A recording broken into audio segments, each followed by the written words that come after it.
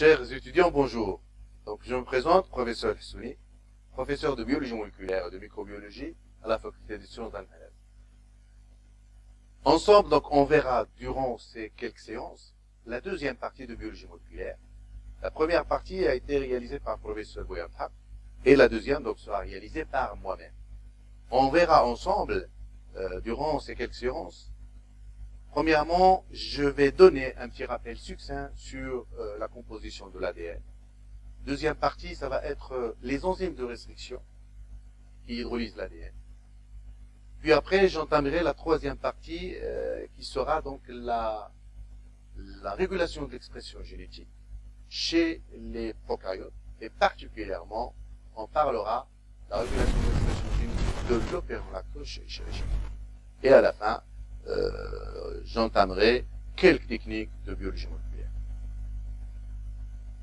Alors, comme vous le savez, donc, l'unité de base d'un tissu, d'un organisme, que ce soit eucaryote ou prokaryote, c'est la cellule. De quoi est composée la cellule?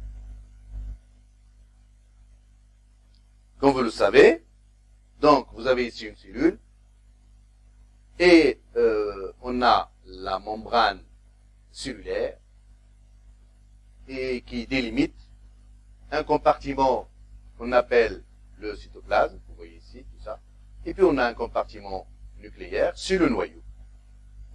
Alors, dans le cytoplasme, bien sûr, il y a un certain nombre d'organites, des organites cellulaires, que vous connaissez déjà, et puis on a ici le noyau, et c'est déjà montré dans le schéma, on a des chromosomes à l'intérieur du noyau, le noyau qui est délimité par la membrane nucléaire. Alors déjà, ici, on peut différencier entre cellules eucaryotes et cellules prokaryotes.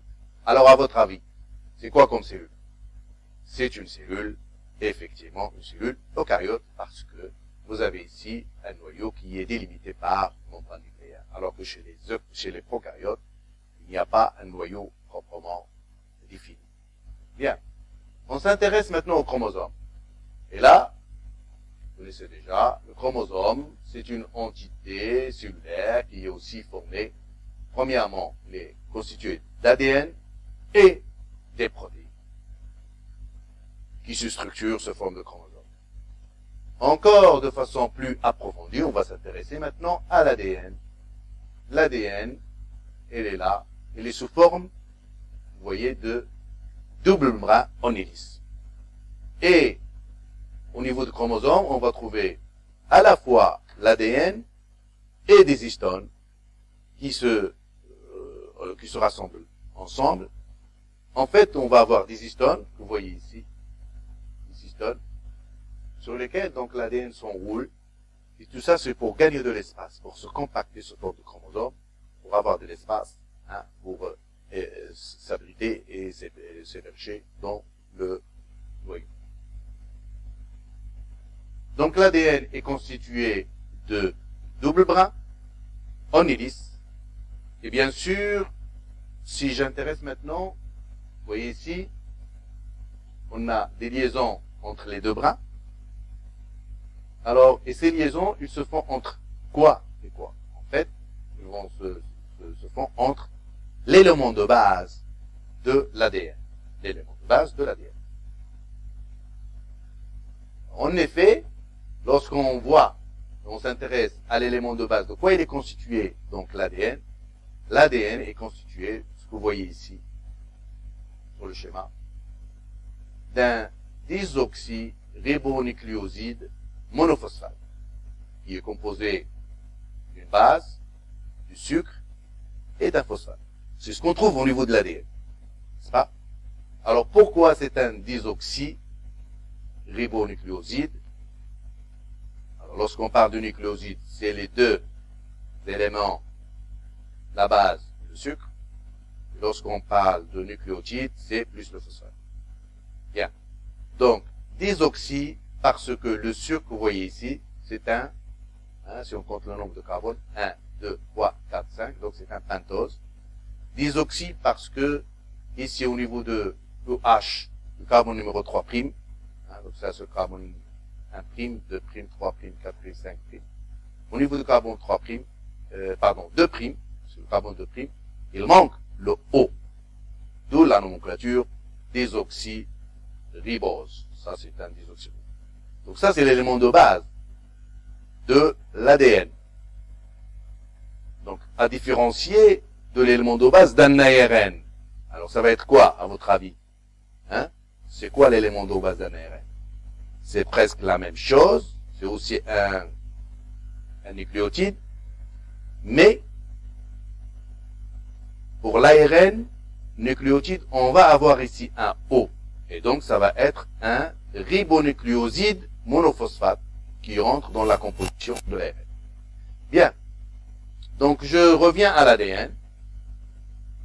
L'ADN, vous savez que la réplication, la polymérisation de l'ADN est réalisée par l'ADN polymérase. Et donc, l'ADN polymérase, pour faire la réplication, vous savez, donc, il lui faut premièrement une matrice, un modèle, qui est le brin de l'ADN 3', 5', va faire la lecture, la polymérisation. Et donc, comme substrat, qu'est-ce qu'il lui faut l'ADN polymérase? Il lui faut, cette fois-ci, un nucléotide, mais avec 3 phosphates. Donc, vous voyez ici, puisque ici, on a le O qui manque, donc, c'est un désoxynucléoside, triphosphate, avec 3 phosphates. Donc, c'est ça ce qu'on donne comme ingrédient pour la réplication. Et à ce moment-là, il y a l'ADN polymérase, l'enzyme, l'ADN polymérase, va prendre ce nucléotide avec les 3 phosphates et va l'incorporer au niveau de l'ADN. Au moment de l'incorporation, ce qui se passe, il y a élimination de 2 phosphates. Il y aura les 2 phosphates qui sont éliminés. Ça permet de libérer PP inorganique, les 2 groupements phosphates qui sont riches. Et donc la liaison est riche en énergie. Cette coupure va donner de l'énergie à l'enzyme, au système réactionnel pour qu'il marche. Bien. Je vais m'intéresser maintenant au brin de l'ADN. Là, ce que je présente dans un premier temps, donc voilà, le désoxy, ça va être donc, c'est l'élément de base de l'ADN, désoxyribonucléoside monophosphate. Et ici, donc, vous voyez, le phosphate, il se trouve à quel carbone? Il se trouve du nouveau carbone numéro 5'. Vous voyez, parce que là, c'est le carbone 1', 2', 3', 4', 5'. Donc, le phosphate se trouve du côté 5', du carbone 5'. C'est la raison pour laquelle on parle de l'extrémité ici, 5'. De l'autre côté, ici, qu'est-ce qu'on a? On a l'extrémité 3'. Là, voilà. Puisque ici, on a le OH, en fait, c'est le OH du carbone C3', c'est le carbone 3'. Bien. Alors, l'ARN polymérase, que j'ai dit tout à l'heure, l'ARN polymérase, qu'est-ce qu'il va faire? Donc là, il est en train de faire la réplication. Il va répliquer. Donc, supposons qu'ici, on a ici un modèle, une matrice. On est en train de la répliquer. Si ici, on a thymine, ça veut dire que dans ce brin-là, qui a été en train de se répliquer, on a donc comme base thymine. Comme base l'adénine. Ici, donc, la thymine. Bien. Alors, l'ADN polymérase va maintenant incorporer le deuxième nucléotide. Alors, comme j'ai dit tout à l'heure, qu'est-ce qu'il lui faut? Il lui faut, donc, comme substrat, il faut qu'il trouve dans le milieu, vous voyez ici, un désoxyribonucléoside triphosphate, avec les 3 phosphates. Il va prendre ça, il coupe à ce niveau-là, libération des 2 groupements inorganiques phosphates, libération de l'énergie, et il va prendre cette fois-ci celui-là, il va l'incorporer. Donc, et lorsqu'il va incorporer, c'est qu'il va prendre cette extrémité 5', et il va le coller au niveau de l'extrémité 3'. Donc, il va prendre l'extrémité 3' et il l'incorpore. Et ainsi de suite. D'accord? Vous voyez? La même chose, donc là, il a incorporé un guanine, parce que de l'autre côté, sur l'autre brin, matrice, il y a donc un cytosine. Et ainsi de suite. La même chose, il va incorporer, donc, il va prendre le 3e nucléotide, et il va, bien sûr, incorporer. Vous voyez, toujours, il va prendre l'extrémité 5' et il va l'incorporer. Et c'est la raison pour laquelle on dit que le sens de la réplication, c'est 5', 3'. Et donc on va avoir ici un brin qui est polymérisé. Ici on a l'extrémité 5'. Et ici on a l'extrémité 3'. Alors normalement il y a ici un OH. Si c'est la fin, donc on va avoir un OH ici. D'accord? Bien. Et donc finalement, là vous avez bien sûr les deux brins, comme vous voyez ici. On a le brin 5', 3'. Le deuxième brin qui est bien sûr, c'est le complémentaire, mais il est dans l'autre sens, c'est-à-dire de 5', 3'. Vous voyez, donc 5', 3'. Alors on dit que ce brin, il est dans ce sens-là, 5', 3'. L'autre, il est dans l'autre sens, 3'. Donc on dit que les deux brins, ils sont antiparallèles, complémentaires de point de vue composition de base. Ça veut dire adénine, thymine, cytosine, guanine, guanine, cytosine, thymine, adénine. Bien. À remarquer aussi que la liaison entre les deux bases, thymine, adénine, si on a deux liaisons, alors que guanine, cytosine, on a trois liaisons. C'est la raison pour laquelle, lorsqu'on a un ADN, par exemple, un fragment d'ADN qui est riche en GC, c'est-à-dire qu'il y aura surtout des liaisons. Donc, c'est un ADN qui est, du point de vue renaturage, c'est un ADN qui est fort. C'est très difficile, bon, à dénaturer. Voilà. Donc là, j'ai fini par le petit rappel et je commencerai maintenant par la deuxième partie, c'est les enzymes de restriction, les enzymes de restriction, ou ce qu'on appelle aussi endonucléase de restriction. Alors déjà, ici, lorsque vous avez endonucléase, explication, que ASE, c'est une enzyme. Endo, ça veut dire il va couper au milieu, endo, au milieu, des acides nucléiques, puisque nucléés, c'est les acides nucléiques. Et donc, ce sont des enzymes qui vont couper l'ADN au milieu. Alors, restriction, c'est endonucléase de restriction, endonucléase de coupure. Alors, les enzymes de restriction, ce sont des enzymes bactériennes synthétisées par les bactéries.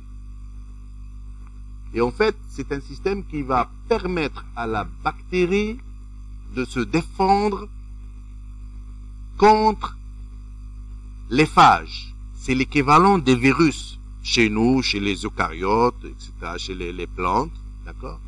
Chez les bactéries, on les appelle les phages ou bactériophages. Donc, en fait, c'est l'équivalent du système immunitaire chez nous. Donc, un phage qui attaque la bactérie, qu'est-ce qui va se passer? La bactérie va libérer ses enzymes de restriction pour attaquer l'ADN phagique. Comme ça, il est protégé contre l'infection phagique. Bien. Alors, ces enzymes de restriction, ils digèrent l'ADN phagique, donc l'ADN exogène, qu'on peut appeler aussi l'ADN parasite. D'accord? Cependant, l'ADN bactérien, puisque l'ADN, que ce soit phagique ou bactérien, c'est la même composition. Et donc, l'ADN bactérien, il est protégé contre cette digestion par les enzymes endonucléases, par les endonucléases. Et comment il est protégé cet ADN? Par méthylation. Et cette méthylation est réalisée par des méthylases, on appelle les enzymes méthylases, qui vont méthyler l'ADN de la bactérie pour qu'il ne soit plus reconnu et coupé par les enzymes de restriction synthétisées par la bactérie elle-même. Donc, vous voyez, on a les enzymes de restriction qui coupent l'ADN et on a les enzymes de méthylation qui méthylent l'ADN de la bactérie pour la protéger. Et c'est ce qu'on appelle, c'est le système de Merck. Alors, si vous avez par exemple une bactérie dans des conditions normales, il va se croître, se multiplier normalement. Mais dès qu'il est attaqué par un phage, à ce moment-là, elle va synthétiser les enzymes de restriction pour hydrolyser l'ADN et en même temps, il va synthétiser les enzymes de méthylation pour méthyler l'ADN, son propre ADN, et donc le protéger. Bien. Alors, on a l'ADN. Et l'ADN, lorsqu'il est coupé par les enzymes de restriction, on obtient des fragments. Et ces fragments, c'est ce qu'on appelle les fragments, voilà, vous voyez ici, ce sont les fragments de restriction. Deuxième chose, c'est que ces enzymes de restriction, ils vont couper l'ADN non méthylé, c'est-à-dire l'ADN exogène, à des endroits bien caractérisés par une séquence spécifique de nucléotides. C'est ce qu'on appelle le site de restriction. D'accord? C'est que l'endonucléase, il va pas couper l'ADN exogène comme ça par hasard. Il va le couper dans des sites bien déterminés. Ce qu'on appelle, ce sont des séquences spécifiques. Et ces séquences constituent ce qu'on appelle le site de restriction. On va les voir après de quoi il s'agit. Alors, la nomenclature des enzymes de restriction, je donne ici un exemple. EcoR1. Donc là, c'est un exemple d'enzyme de restriction. Alors, comment désigner donc le nom d'une enzyme de restriction? Alors, moi, des enzymes, je le dis une enzyme. C'est valable aussi si on dit un enzyme. Bien. Donc, la première des choses, c'est que la lettre majuscule représente donc le genre. Là, c'est Escherichia coli. Co, donc les deux lettres minuscules que vous voyez ici, donc ça représente l'espèce, c'est coli. R représente la variété ou la souche R. Et 1, c'est le numéro d'ordre de l'enzyme de restriction, c'est-à-dire ici on a le numéro 1, donc ça veut dire que cette bactérie-là, c'est la bactérie Escherichia coli, elle produit l'enzyme de restriction EcoR1. Donc, puisque on a ici 1, ça veut dire qu'il va produire 2, 3, 4, jusqu'à même 5. Bien. Donc ça, c'est pour Escherichia coli. Ce qu'il faut savoir, donc chaque bactérie va synthétiser, va produire ces enzymes de restriction. Alors, les sites de reconnaissance. Le site de reconnaissance de restriction, comme j'ai dit tout à l'heure, ce sont des séquences bien caractérisées. Et en fait, leur caractéristique, c'est que ce sont des séquences palindromiques. Alors, qu'est-ce que c'est une séquence palindromique? Une séquence palindromique, c'est une séquence qu'on peut lire de gauche à droite et de droite à gauche. Donc là, je vais vous donner un exemple. En arabe. Donnez-moi un nom d'un pays arabe et qui est un mot palindromique. Alors, vous l'avez trouvé? Est-ce que vous avez trouvé donc le mot arabe? Hein? C'est par exemple Libya. Vous voyez? Libya, c'est un mot palindromique parce qu'on va le lire en arabe de droite à gauche, Libya. Et on peut le lire aussi de gauche à droite, Libya. Bien. En français maintenant, un mot en français palindromique, exemple, elle. Vous voyez, elle. On peut le lire de gauche à droite, et on va le lire aussi de droite à gauche. Il y a aussi un village en France qui s'appelle Noyon. Et là aussi, c'est un mot palindromique.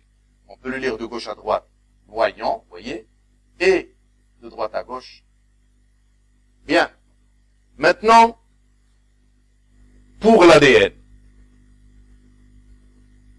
L'ADN, cette fois-ci, une séquence palindromique, c'est une séquence qu'on va la lire de gauche à droite sur un brin, et la même séquence, on va la lire sur le deuxième brin, de droite à gauche. Ça va être une séquence palindromique. Alors, je vous donne un exemple. Vous voyez ici, par exemple, ACG. Je continue. C, G, T. J'écris le complémentaire. T, G, C, G, C. Alors, Maintenant, en ce qui concerne l'orientation de l'ADN. Conventionnellement, de façon universelle, un Chinois, un Américain, un Européen, un Arabe, lorsqu'on donne comme ça une séquence d'ADN ou un brin d'ADN, sans rien noter, sans rien sur l'orientation, ça veut dire automatiquement que ça va être le premier, c'est l'extrémité 5', 3', ah. Et ici, vous avez donc l'extrémité 3', 5'. Vous voyez donc? Donc ça, ce sont les deux brins de l'ADN. C'est un fragment d'ADN, les deux brins. Vous voyez donc, si je fais comme ça, 5', 3', voilà, le sens de la vibration. Le deuxième brin, le sens, c'est ça. 5', 3'. Hein? Donc, vous voyez, c'est antiparallèle et ils sont complémentaires parce que chaque base, on a son complément. Bien. Ça, c'est une séquence palindromique parce que je peux la lire sur le premier brin.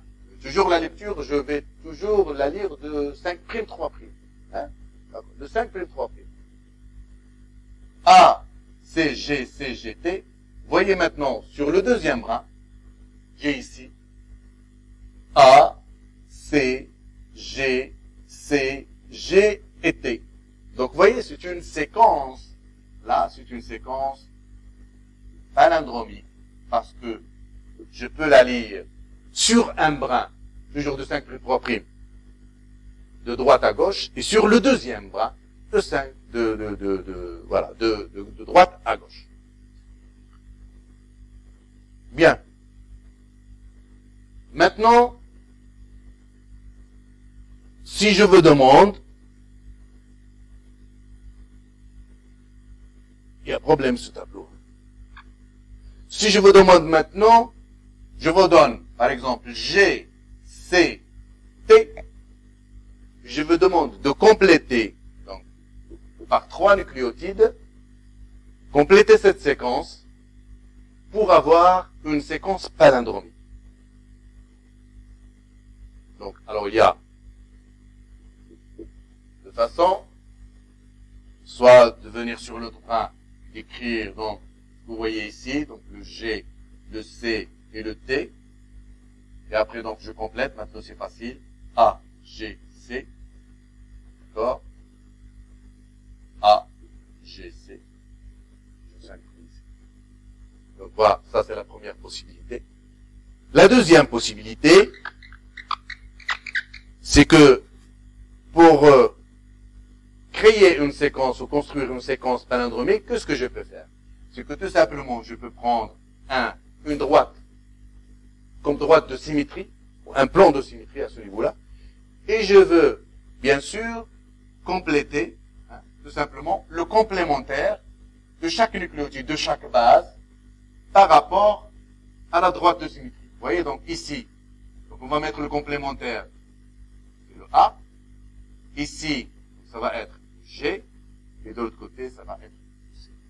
Et je suis sûr et certain que donc ça y est, j'ai une séquence palindromique. Ok? Donc ça, c'est ce qu'on appelle une séquence palindromique. Bien. Les sites de reconnaissance et les sites de restriction sont des séquences palindromiques. Vous voyez? Des séquences, comme j'ai dit tout à l'heure, ça veut dire on peut la lire de droite à gauche et de gauche à droite sur l'un des deux brins et de gauche à droite sur l'autre brin. Maintenant, on peut avoir une séquence palindromique de 4 paires de bases. Comme vous voyez ici. Là, c'est une séquence palindromique de 4 paires de bases. GATC, GATC. Toujours, ça veut dire que ici on a 5', n'est-ce pas? Donc, puisque j'ai rien noté, ça veut dire que là, le premier brin, ça va être ici le 5', et de l'autre côté, 5'. D'accord? Donc, le GATC, GATC. Bien. Donc, c'est une séquence palindromique de 4 paires de bases. On peut avoir aussi une séquence palindromique de 6 paires de bases. Donc, vous voyez ici, la même chose. Ça, c'est 5'.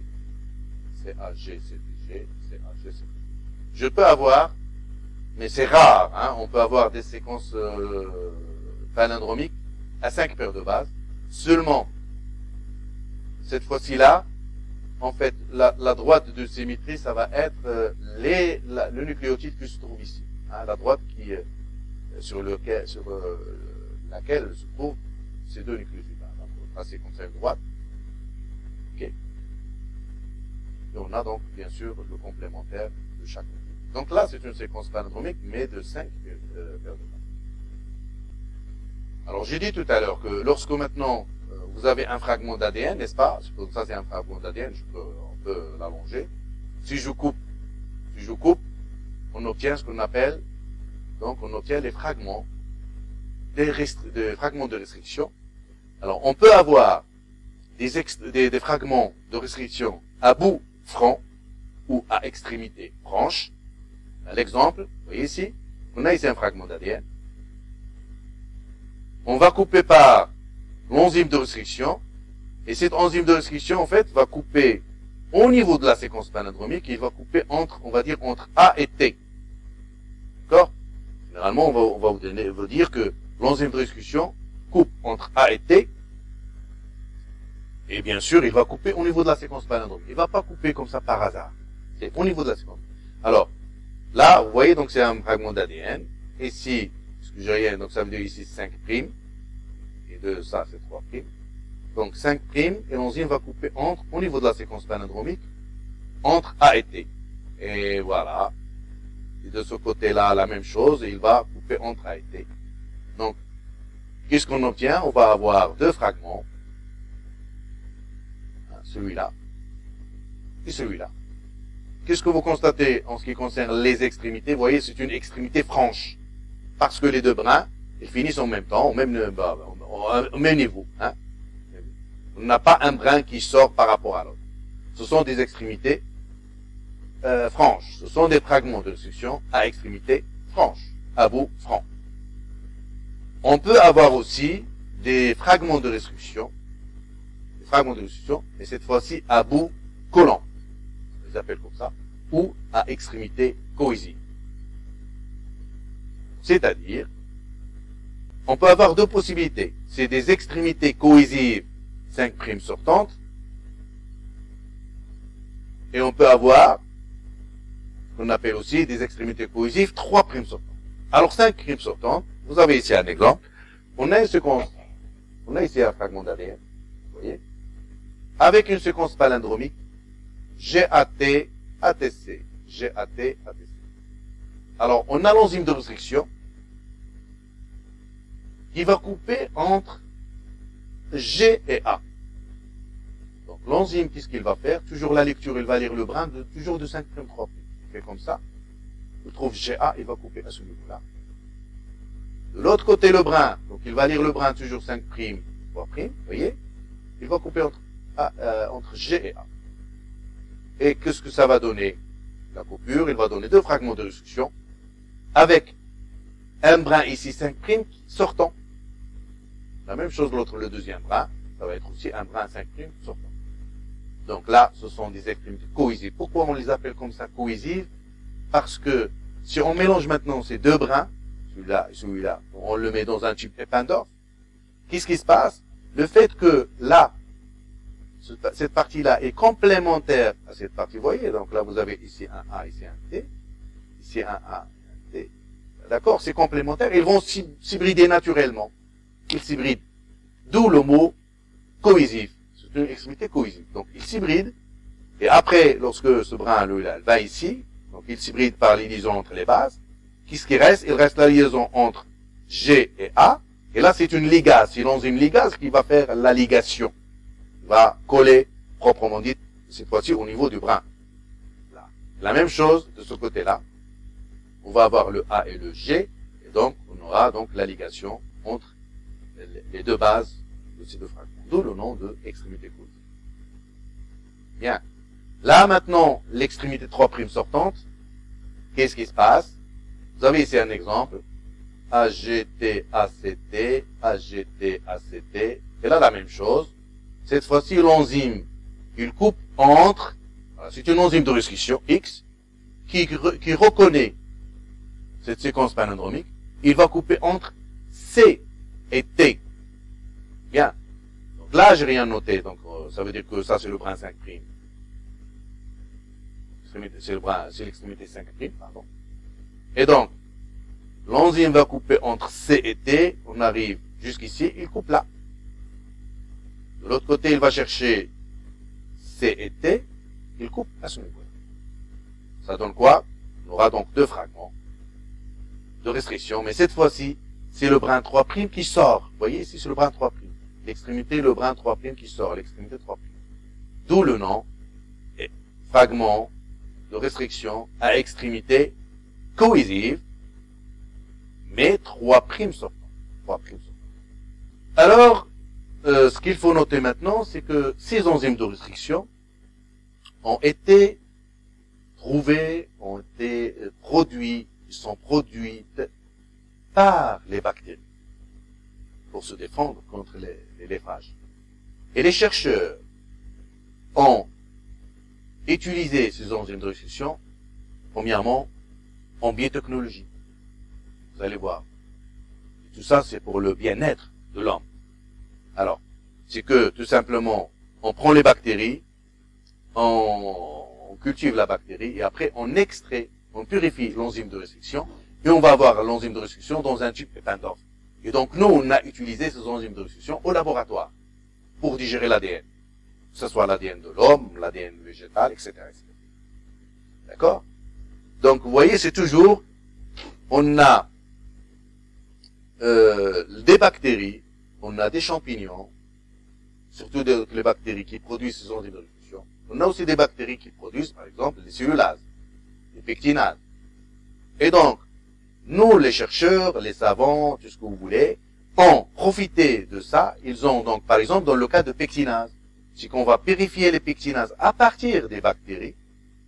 Ça, on va utiliser un fermenteur, culture des bactéries.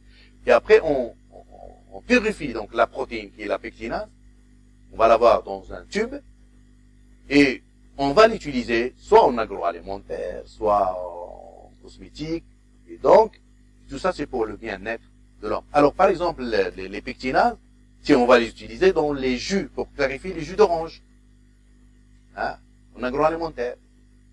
On utilise aussi les silases dans la papeterie pour aussi rendre le papier plus utilisable que possible, ce qu'on obtient. Donc, c'est un papier qui est déjà traité par les pectinases, par les cellulases, pour avoir un papier. Voilà. Donc, ça, c'est pour vous dire que la même chose pour les enzymes de restriction, c'est ce qu'on a fait, c'est que on peut avoir, on a les enzymes de restriction dans un tube Eppendorf, et on peut les utiliser pour hydrolyser l'ADN, que ce soit l'ADN de l'homme, l'ADN végétal, l'ADN des autres bactéries, d'accord? Donc, chaque bactérie synthétise, chaque bactérie produit ses enzymes de restriction, d'accord? Pour se défendre contre les phages. Et chaque bactérie est protégée contre ses propres enzymes de restriction par méthylation de son ADN. Mais par exemple, je peux prendre l'enzyme de restriction de Escherichia coli, et je vais hydrolyser l'ADN de Bacillus. Et comme ça, je peux avoir l'ADN coupé. Je donne toujours aussi l'exemple de ce qu'on a utilisé ces enzymes de restriction dans le clonage. On va voir après le clonage. Et je donne tout simplement un exemple qui est facile. C'est le clonage, par exemple, du gène de l'insuline. Gène de l'insuline. Alors, vous savez que l'insuline, c'est un médicament. Avant, donc dans les années 20, 30, 40, eh ben, le médicament insuline a été donc, si vous voulez, préparé à partir des pancréas des animaux. Donc, ils prennent bien sûr les pancréas des animaux, ils broient ces pancréas, puis après, donc, lorsqu'ils broient les pancréas, après, donc, c'est un protocole biochimique, on purifie l'insuline et il est utilisé comme médicament. Maintenant, et depuis quelques années, qu'est-ce qu'on a utilisé? Le clonage, c'est-à-dire on va cloner le gène de l'insuline. Alors, le gène de l'insuline, donc on va cloner exactement ce qu'on appelle le cDNA de l'insuline. On va le cloner dans un plasmide. Puis après, on va introduire ce plasmide recombinant dans la bactérie Escherichia coli. On va la mettre dans un fermenteur. Qu'est-ce qui se passe? Donc, la bactérie va se multiplier. On va avoir donc synthèse de protéines, de l'insuline. On fait l'extraction, la purification de l'insuline. Et donc, c'est le médicament qu'on appelle médicament biotechnologique, par clonage, par ces enzymes. Bien, alors. Donc, vous voyez ici dans le milieu réactionnel, dans l'enzyme de restriction, qu'est-ce qu'il faut? Un milieu réactionnel. Il faut l'enzyme il faut le tampon d'un pH qui peut être de 7 à 7,9, qui contient le magnésium et le DTT. Alors, le tampon, parce que l'enzyme, il faut utiliser un milieu réactionnel approprié. Par exemple, si vous mettiez donc de l'ADN et de l'eau et l'enzyme, ben l'enzyme, il ne va pas hydrolyser l'ADN. Il faut utiliser un tampon. Bien sûr, le substrat, c'est l'ADN, donc qui va être digéré par l'enzyme. Alors, je donne ici un exemple, c'est ce qu'on appelle le tampon d'incubation. En fait, chaque fois qu'on achète une enzyme de restriction dans un tube Eppendorf, on aura toujours avec bien sûr le tube tampon d'incubation. Parce que chaque enzyme de restriction va avoir un tampon d'incubation approprié. Alors, je donne ici un exemple. 5 millimolaires de tris HCl, en fait, ça c'est pour le tampon, c'est pour avoir le pH du tampon. On a aussi du NaCl, ça peut être de 0 à 100 millimolaires, ça dépend bien sûr de l'enzyme, c'est pour avoir la force ionique. Et puis il y a le DTT, c'est le potentiel d'oxydoréduction, ça c'est important pour la réaction enzymatique.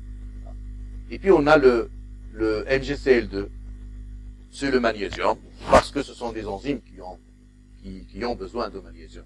Et donc c'est toujours, j'ouvre la parenthèse, c'est que vous savez que parfois on est fatigué, on voit le médecin, il nous donne le magnésium. Eh bien le magnésium parce que c'est indispensable et important pour pas mal d'enzymes au niveau cellulaire. Donc si les protéines, si les enzymes sont fatiguées, la cellule est fatiguée et donc l'homme est fatigué. C'est la raison pour laquelle on vous donne le magnésium. Le magnésium, en partie, entre autres, va servir à faire bien travailler les protéines, les enzymes. Vous avez la figure où on vous explique maintenant comment on fait au laboratoire. Vous savez, donc voilà, vous avez un tube Eppendorf, que vous connaissez, que vous avez vu en TP, ça c'est le tube Eppendorf. On met le tampon, on ajoute l'ADN, d'accord, et puis après, on ajoute l'enzyme de restriction. Alors, comme ADN, on va prendre, par exemple, l'ADN plasmidique. L'ADN plasmidique. Un ADN plasmidique dont la taille est de 2800 paires de bases, qui correspond à 2,8 kilobases. 2800 paires de bases ou 2,8 kilobases. Alors, supposons que ce plasmide, il possède 3 sites de restriction. Alors, on a AVA, on a PST1, on a EcoR1. Ça, c'est les sites de restriction. Alors, la question que je vais vous poser, c'est que je vous donne ce plasmide, et je dis tout simplement, s'il vous plaît, déterminez-moi la localisation et la position des 3 sites de restriction. AVA1, PST1 et EcoR1. Qu'est-ce qu'on va faire? On va faire la digestion. Une fois, donc, je vais utiliser un tube avec l'enzyme AVA1. Je laisse incuber à 37 degrés parce que l'enzyme a besoin de température de 37 degrés pour qu'il réagisse, pour qu'il fonctionne, pour hydrolyser l'ADN. Et après, une fois digéré, je vais analyser le résultat de coupure. Je vais analyser donc le plasmide. Et là, pour l'analyser, on va réaliser ce qu'on appelle une électrophorèse. Gel de l'électrophorèse que vous avez vu au TP, que vous avez préparé en TP. Voilà. Donc, le gel, comme vous voyez, voilà, ça c'est le gel d'agarose, avec ici des buis. Ici, donc, je vais prendre, par exemple, des microlitres de ce mélange-là, mélange de digestion, je le dépose au niveau de puits, après je réalise l'électrophorèse. Bien.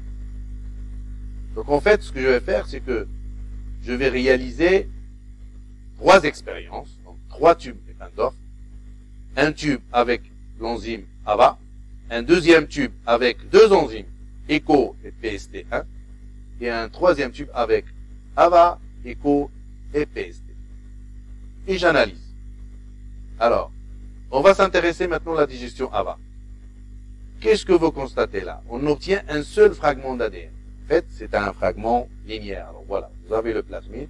Si on coupe au niveau de A, donc on linéarise le fragment. Là, c'est la forme linéaire. Alors, si je vous demande maintenant la taille de ce fragment linéaire, comment on va faire pour calculer? Ben, ce qu'on fait, c'est que on utilise ici ce qu'on appelle le marqueur de taille. C'est-à-dire, en fait, c'est un marqueur qui contient différents fragments dont la taille, c'est un tube Eppendorf qui contient un ensemble de fragments dont la taille est bien déterminée, bien définie.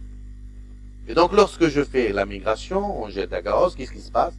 Ben, je vais avoir les différents fragments, vous voyez ici, qui vont migrer, bien sûr, selon la taille. Là, par exemple, ça va être 0,1, 0,2, 0,3, 0,4, pardon, 0,3, ici c'est 0,5, là c'est 0,9, là c'est 1, 1,6, 2, 2,8.